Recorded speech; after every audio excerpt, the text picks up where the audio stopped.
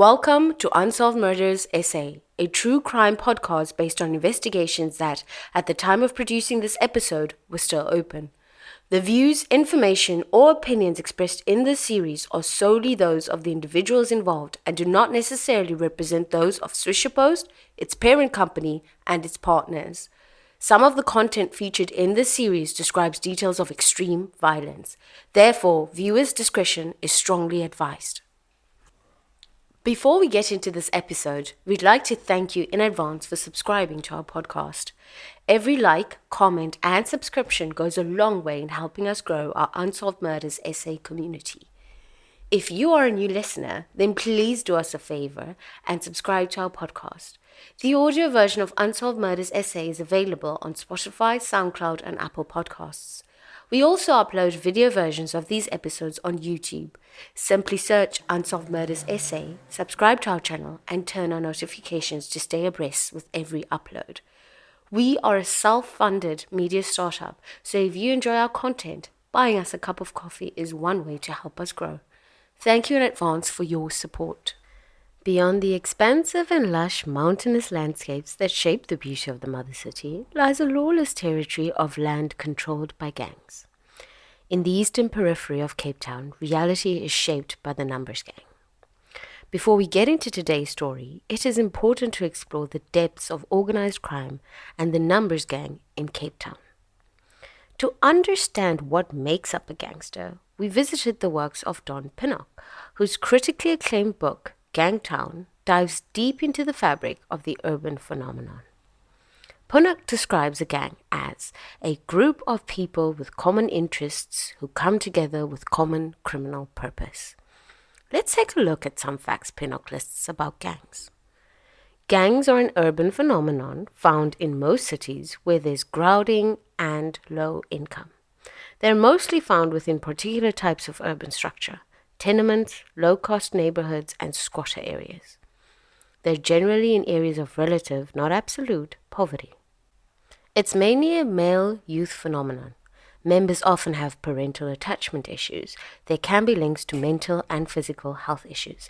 There's almost always a drug connection. High percentages of gang members have dropped out of school early. They are often, but not always, linked to a criminal economy. They have a bad rap and use it. For many young people living in Cape Town's vast crime-ridden areas, gang membership is a rite of passage and, in most cases, a choice between certain death and survival. While Pinnock correctly asserts that gang culture is most prevalent in relatively poor communities, the true breeding ground for gang membership is in prison. In South Africa, the prison yards are run by the numbers gang, a criminal organization split between three sets: the 26s, 27s, and 28s. The gang's financial strong arm, the 26s, is responsible for accumulating wealth for all numbers. Gang members affiliated with this number often express their allegiance by holding up both thumbs or depicting the hand symbol in tattoos. The 27s are the most secretive division of the numbers gang. While every number set has a legion of cold-blooded killers, the 27s are feared as colonels of death. If any shot caller of the number set needs a hit pulled off on an internal or external enemy, the task usually falls on a 27's hitman. The 28s are considered the bloodline of the numbers gang. This set is split into two subgroups, the gold and silver lines. The gold line 28s are respected as warriors, the frontmen of all gang confrontations. The silver line, on the other hand, is domesticated. In the prison system's homoerotic culture, the silver line 28s are considered objects of desire or sex slaves of the gold line, if you will. Today's episode will explore the depths of violent crimes committed by a gang from the 28s, with the aim of highlighting the gross injustices suffered by its victims at the hands of an incompetent police system. The terrible Josters is one of Cape Town's most deadly gangs. The name is derived from the word joust, which can be used in instances where parties compete for superiority. With more than 10,000 active members, the terrible Josters, or the TJs in short, have established a firm foothold in the drug trade in Delft South, a community situated on the eastern outskirts of Cape Town. Horatio Solomon and Alton Lenting, also known as Coffee, led the gang on its reign of terror between March 2002 and January 2017. This culminated into one of the most eventful trials that ended with more than 20 high-ranking members and bosses found guilty of more than 145 charges and sentenced to life behind bars. Although mention will be made of other crimes, for the most part, we will focus a great amount of attention on 5 of the 12 murders the gang committed between August 2009 and December 2016. So let's get into it.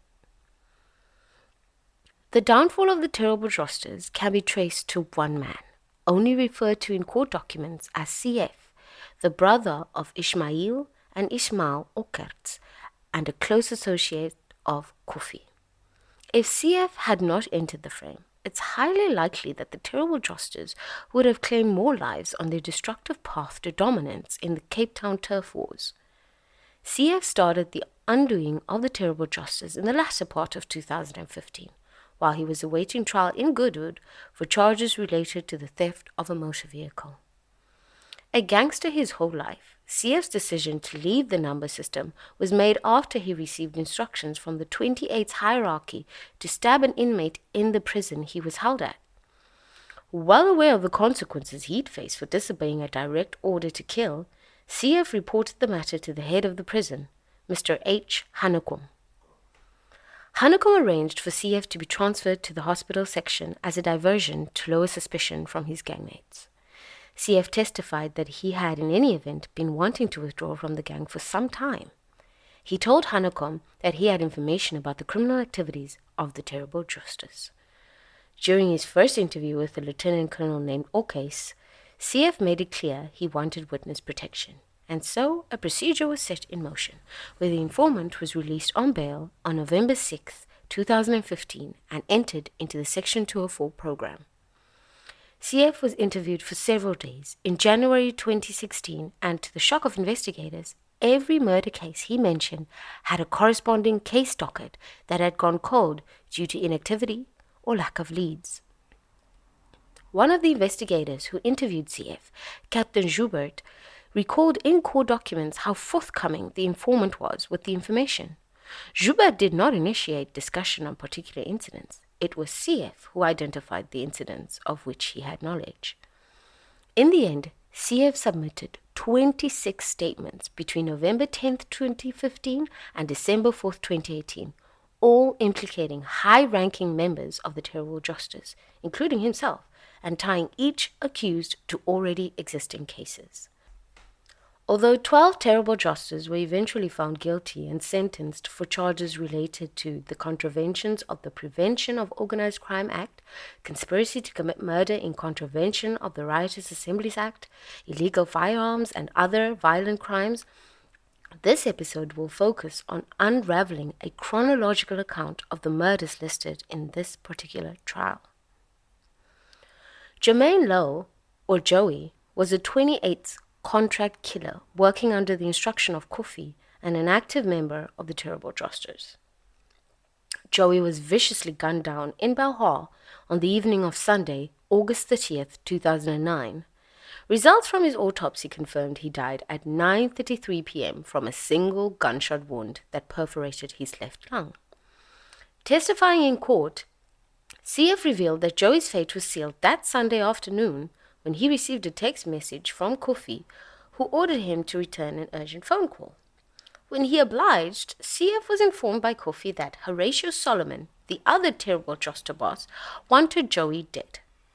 Apparently, Joey had smoked crystal meth, colloquially referred to as tick, with his daughter Deirdre at his house. That single phone call was enough to wind down the clock for Joey. CF was picked up by Kofi, and the pair traveled to a property in Belleville, where a man named Jermaine Mackenzie, aka Piggles, resided. Here's the first of many plot twists. CF and Piggles were childhood friends, who grew apart and became enemies later in adulthood. CF rose up the ranks as a terrible Joster, while Piggles devoted his allegiance to another notorious gang operating as the Junior Mafia.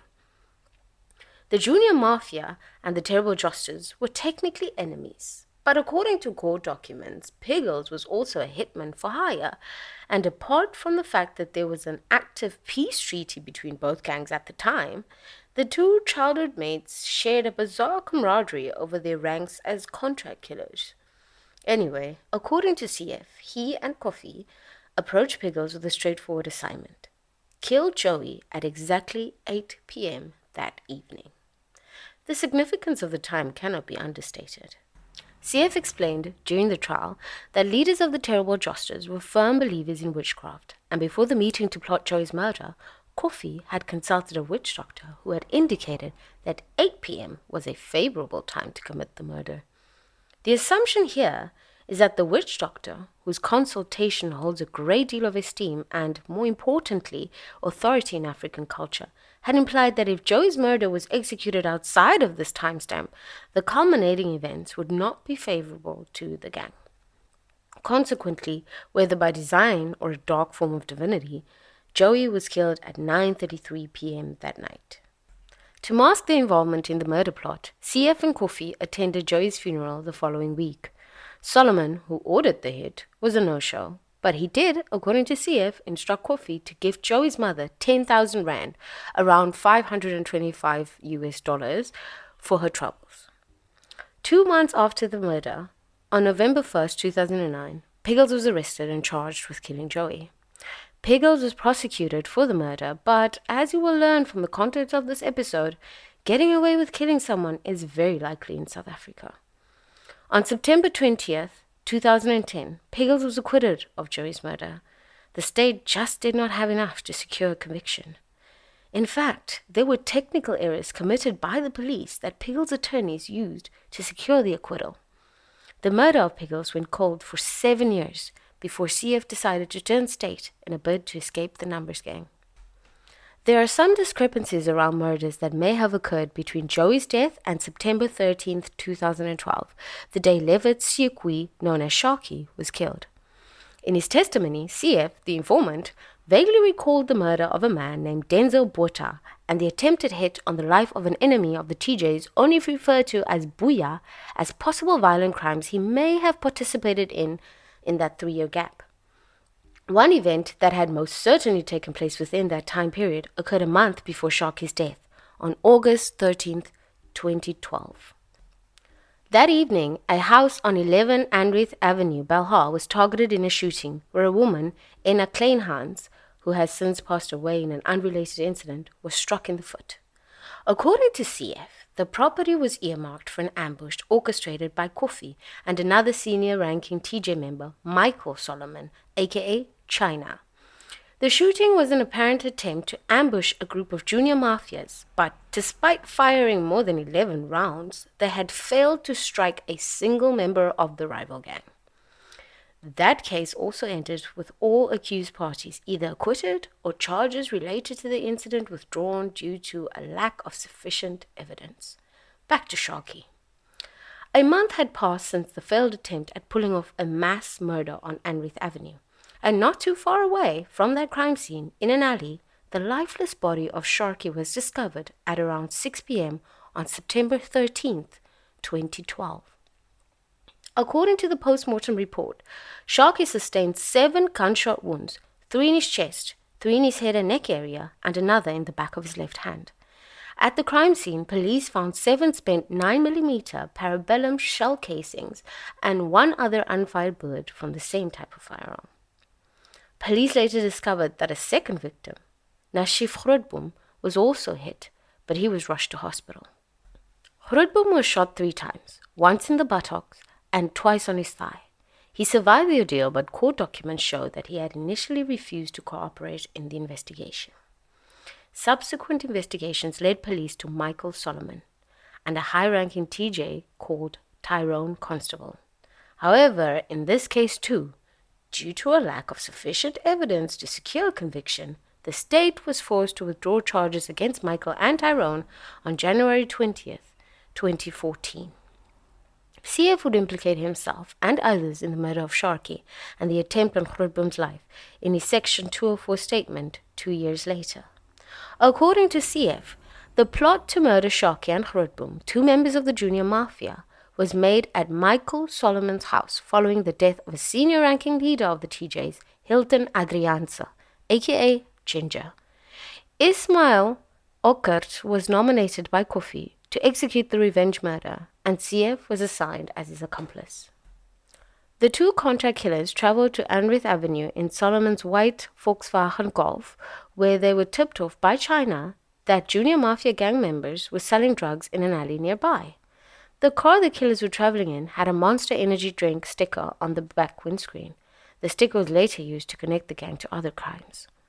CF testified that he and Okkert, loaded with a .357 revolver and a 9mm pistol, posed as addicts looking for drugs and came across Sharky, who was in the middle of a sale near a green electricity box he used to hide his stash. CF and Okkert handed Sharky cash for the purchase, and as he kneeled down to retrieve the drugs, Okkert approached him from behind, pressed his firearm into Sharky's neck, and pulled him up. When he tried to release fire, the pistol jammed, and Sharky, aware of the contract killer's ploy, began to struggle for the weapon. His attempts were in vain, however, since by then CF had cocked his revolver and fired a single shot into Sharky's chest. As he fell backwards, Okkert lifted him up in a chokehold with his left arm and fired shots into Sharky's neck and shoulders, killing him instantly. Now Chief Grootboom heard the scuffle and came out of a nearby property to see what was happening. That's when he was shot 3 times by CF. He would have died too had CF's revolver not been empty by the time he'd approached him to deliver a deathly headshot. After the shooting, CF and Okkert returned to Michael Solomon's house and got rid of the firearms. Grootboom survived the ordeal, but again, his refusal to cooperate played a significant role in the case being dismissed. About a week after Sharky was killed, his fellow gangmate, Brandon Dixon, aka Mablo, was the terrible Josters' next target. Mablo was identified as the junior mafia gang member responsible for the death of Ginger. On the first attempt on his life, TJ's gang member, only referred to as Tyrone in court documents, along with his cousin Fabian Constable, ambushed Mablo on his way back from an airport shopping mall with his girlfriend and childhood mate Nolan van Skalkwyk on the afternoon of September 18th, 2012. Evidence showed in court that Tyrone and Fabian had fired multiple shots at Mablo, but failed to pull off the murder, and instead struck multiple innocent bystanders, including a young boy who sustained a gunshot wound to his leg. The next day, another junior mafia gang member, Topisali, was targeted in a murder attempt which, once again, was botched, this time by CF and another gang member only referred to as Monet. Ballistics collected at the Sali crime scene matched fragments found at the scene of Mablo's attempted murder as well as shell casings discovered at the scene of Sharky's murder a week earlier. The terrible Josters' tyrannous rampage had reached fever pitch at this point. It was all in the name of exacting revenge on the junior mafia for the murder of Ginger. But a great deal of dissatisfaction was felt since Mablo and Sali were still alive. While Sali had managed to avoid another encounter with the terrible Josters, Mablo's fate was sealed 4 months later. By then, a series of court appearances proved, yet again, to expose the sheer weakness of South Africa's judicial system. CF, Tyrone, and Fabian were arrested and charged with the murder of Sharky and the attempted murders of Mablo and Sali. Prosecutors had ballistic evidence tying the suspects to all 3 crimes. However, forensic evidence was not enough to keep the tyrannous trio behind bars. In fact, prior history of extreme violence committed by the terrible Josters had no bearing in preventing them from being released on bail. Perhaps Mablo's fate was always sealed, but one can reasonably suggest that he may have lived a bit longer if the law actually worked against organized criminals. For example, CF and Fabian were granted bail and released from prison in November 2012, 2 months after killing Sharky and attempting to murder Mablo and Sali. CF's attempted murder charge in the Sali case was withdrawn for lack of evidence, but the TJ whistleblower was back behind bars on January 8, 2012 for pointing a loaded firearm at a man named Roger Grove. 2 days later, CF was back on the streets, and that charge was withdrawn in February 2013. Back to Mablo's death. According to CF's testimony, He had paid Tyrone and Fabian a visit after delivering drugs to a man only referred to as daughter in court documents. Further checks on CF's claims showed that, in fact, Tyrone was still in prison on Monday, January 21st, 2013, the day Mablo was killed. Alas, CF testified that he and Fabian were on their way to a house in Balhar when they spotted Mablo on the back of a pickup truck parked at the KFC drive-thru situated on the intersection of Arteria Road and Balhar Drive, close to TJ boss Horatio Solomon's house. CF and Fabian made a quick U-turn to Horatio's house to get explicit permission from the leader to execute the hit on Mablo. According to the whistleblower, Horatio approved the hit and handed them a 9mm pistol from a house across the road. The hit was Fabian's to pull off. So CF and the crew stood outside Horatio's house while Fabian walked across to an open field toward the KFC drive-thru. CF shortly followed in a car and parked at a Caltex petrol station not too far away from the KFC. A few moments after he'd gotten out of the car, a gunshot went off and CF immediately knew this was his cue to collect Fabian. Sure enough, CF drove to the intersection on Arteria Road and picked up Fabian, who was casually walking along the road after publicly shooting Mablo in cold blood. No words were exchanged when the duo drove back to Horatio's place. Back at the KFC, police arrived at the crime scene shortly after 7:15 p.m. Constable Vasachi was still on the scene collecting photographic evidence at 7:41 p.m. when Mablo was certified dead. His body was on the ground at the back of the pickup. He was lying on his stomach, still wearing a black beanie which was pulled down about halfway over his ears. The post-mortem report revealed a single entry wound on Mablo's right temple above the left eye towards the center of his forehead. A deformed bullet and casing were retrieved inside the skull. Before we get into the details of the fifth and final murder, let's consider the weight of loyalty in gang culture.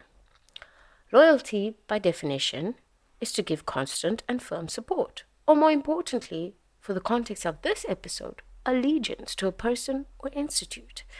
In gang culture, loyalty is earned in several ways. In the number system, you earn the gang's loyalty by initiation, which, more often than not, involves the death of a target. Fabian was specifically tasked with killing Mablo because he had to prove himself to the terrible Josters. The tyranny of the TJs in 2013 was, for the most part, spurred by avenging the death of Ginger. The gang felt it necessary to get even with the junior mafia out of loyalty to Ginger. More interesting, remember Jermaine McKenzie, aka Piggles, CF's childhood friend who was hired to kill Joey Lowe, the terrible Joster that was caught smoking crystal meth with Horatio's daughter Deirdre? Well, it can be argued that Piggles, who was a sworn enemy of CF, leaned on his loyalty to their childhood and the peace treaty between the terrible Josters and the junior mafia when he agreed to kill Joey. But as you are about to find out, loyalty in gang culture is fleeting. Our story begins on the fateful day of March 3rd, 2013, when the life of Jermaine McKenzie, known by his street name Piggles, was brutally taken away. According to CF, tensions were high between the TJs and the junior mafia, the gang Piggles belonged to. The TJs wanted Piggles dead, and CF was about to become a key witness to these events. On that morning, CF was waiting outside his family home when he encountered Piggles, who provocatively gestured towards him. Worried for his safety, CF contacted Alton Ellie, a prominent member of the TJs, to inform him about the incident. Ellie made arrangements for CF to pick up Keegan Kruger, who claimed to know someone willing to carry out a hit on Piggles. CF drove to Old Balhar to collect Keegan Kruger, who was later revealed to be number 11 from his grandmother's house. Along the way, Ellie instructed CF to pick up another individual named Dahabas, who would join Keegan Kruger as the shooters. Finally, the group arrived at the location only referred to in court documents as WG Park, where Keegan Kruger obtained 2 firearms from an undisclosed location behind a substation. CF dropped off Keegan Kruger and Dahabas in Balhar, providing them with the firearms and instructed them on the route they should take. Meanwhile, CF positioned himself on the corner of the street and observed Piggles in his front yard, unaware of the imminent danger. Keegan Kruger and Dahabas approached from the far side of the street, kicking a stray football to initiate contact with Piggles. At close range, Dahabas fired the first shot, followed by Keegan Kruger. CF's recollections from the precise details of the shooting were inconsistent. Initially, he claimed that Keegan Kruger emptied his gun on Piggles, but later, during cross-examination, he mentioned leaving the scene after hearing Dahabas shot and did not witness the subsequent shots. After the shooting, CF picked up Keegan Kruger and Dahabas. The reliability of CF's statement came into question during cross-examination, as he provided varying accounts of what he observed. The defense highlighted the discrepancies in his statements, leaving doubts about the accuracy of his recollections. Piggles was admitted to Tygerberg Hospital on that same day, March 3, 2013, with multiple gunshot wounds. He was still alive and fully conscious. He suffered a total of 8 bullet injuries. The next day, CF heard rumors that Piggles was still alive and was hospitalized at Tygerberg Hospital. Ellie instructed CF to visit the hospital and pull out the tubes if Piggles was still alive. Piggles gave a police statement on March 7th, 4 days after being shot. He confirmed that he was shot in the street by Dahabas and told the story the state presented. He admitted his gang affiliation as a 28 and a member of the Junior Mafia. He died on June 12, 2013, from gunshot wounds and recurring chest infections. The prosecution challenged CF's credibility regarding his statement about witnessing Piggles' family switching off the life support machines. CF explained that he based his assumption on the emotional scene he witnessed at the hospital, but acknowledged that his version might not accurately reflect the events. Throughout the trial, inconsistencies emerged in CF's statement regarding the involvement of certain individuals, particularly in relation to Keegan Kruger and another gang member named Number 7, who was known as Kapadin. These inconsistencies raised doubts about CF's reliability as a witness. The ballistics report indicated that there was at least one shooter armed with a pistol who fired multiple shots, while the medical evidence showed that Piggles was struck by multiple bullets. According to CF, Keegan Kruger was the shooter with the pistol, while Dahabas fired a single shot with a revolver. However, Piggles' statement contradicted CF's version, stating that only one shooter was involved. The defense also questioned CF's account of events after the shooting, as his initial police statement did not mention picking up Keegan Kruger and Dahabas. CF claimed that he had forgotten to inform the investigator about this detail, only remembering to mention it later during subsequent consultations. The reliability of CF's testimony and his motives came under scrutiny during the trial. While his recollections and versions were inconsistent, it is crucial to examine the evidence as a whole to ascertain the truth. Between the death of Piggles, who was murdered on March 3, 2013, and the end of 2014, the terrible Josters were responsible for at least 8 other brutal killings linked to gang violence. The victims and the dates of the murders were Leon Davids, killed in October 2013, Vernon Boats, killed in June 2014, Niano Kleinhans, killed in July 2014, Aubrey Johannes, killed in July 2014, Wayne Lekier, killed in July 2014, Larry Kay, killed in October 2014, George Stevens, killed in February 2016, Victor Browers, killed in December 2016. And that brings us to the conclusion of our Unsolved Murders Essay episode on the harrowing crimes involving the terrible Josters. As the trial unfolded, numerous counts were examined and the fate of the accused gang members was determined. Let's take a closer look at the verdicts. In the charges related to the Prevention of Organized Crime Act, also known as POCA, Horatio Solomon and Ismail Okert were acquitted, while number 1 and number 2 were found guilty on the primary count due to their convictions on other charges. As for the other gang members, Brian, Ishmael Okert, Alton Eli, Brent Campbell, Bradley Roberts, Lizzie Boyson, Fabian Constable, Ziad Safuddin, Keenan Kruger, and Lucian Consul, they were acquitted on various counts under the poker charges. Moving on to the counts directly linked to the murder of Jermaine Mackenzie. Alton Ellie and Keenan Kruger, identified as number 5 and number 11 respectively, were acquitted on all counts. Questions were raised about their involvement in Piggle's demise. As the trial progressed, other counts related to attempted murders and additional homicides were examined. The verdicts varied across the board, with some individuals being acquitted on certain counts while others faced convictions.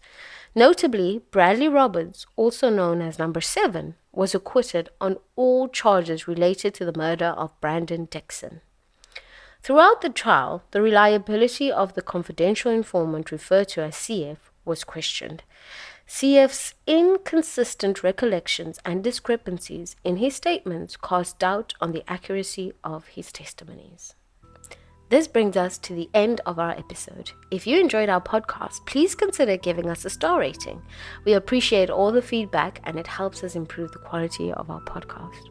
Also, if you have a story you would like us to investigate, please send us an email at info@swisherpost.co.za and provide us with as much information as possible. Please note that the story suggestions must be based in South Africa.